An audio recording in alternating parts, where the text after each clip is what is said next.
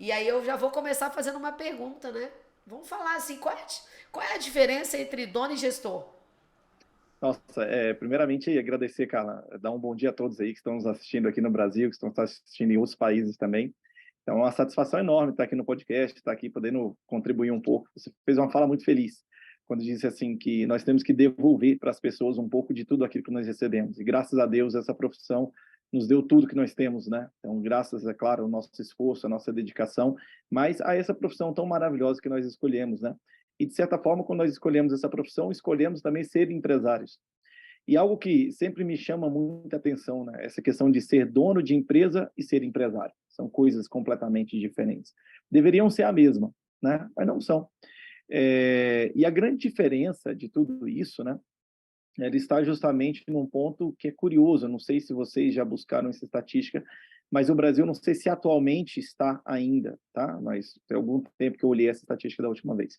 Mas se não é o número um, eu garanto para vocês, o Brasil ele é um dos países mais empreendedores do mundo, um dos mais empreendedores do mundo. E a grande questão que incomoda, de certa forma, que nós trazemos, né, esse tema para as pessoas, é que quando nós estamos falando aí de um dos países mais empreendedores do mundo, mas em grande parte esse empreendedorismo ele vem por conta, claro, do talento do próprio brasileiro, que ele tem uma capacidade de reinvenção, uma capacidade de improviso, uma capacidade de se adaptar rapidamente face Criatividade, né? a criatividade e tudo, mas infelizmente, de certa forma também, isso se deve um pouco ao empreendedorismo que a gente chama de empreendedorismo de necessidade. Então as pessoas empreendem muitas vezes, às vezes por uma ausência de emprego, às vezes por uma não tão facilidade assim, né, em termos educacionais de conseguir uma boa posição no mercado de trabalho.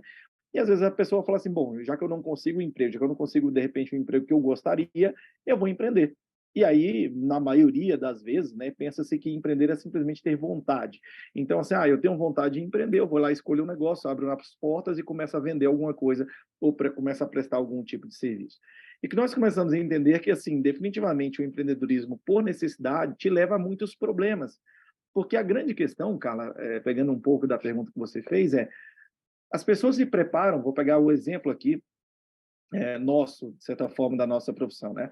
Nós nos preparamos, de certa forma, a sermos contadores, mas não fomos preparados para ser empresários contábeis.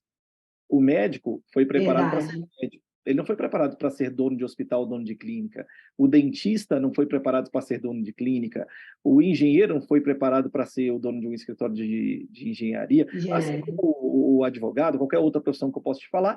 Mas se a gente sair também das profissões, vamos chamar, formalmente regulamentadas, né? E nós formos aí para o comércio tradicional ou para algum tipo de serviço, digamos, por exemplo, um colega nosso que esteja assistindo aí falou assim, caramba, eu vou empreender no segmento de locação de impressoras e fabricação de toner.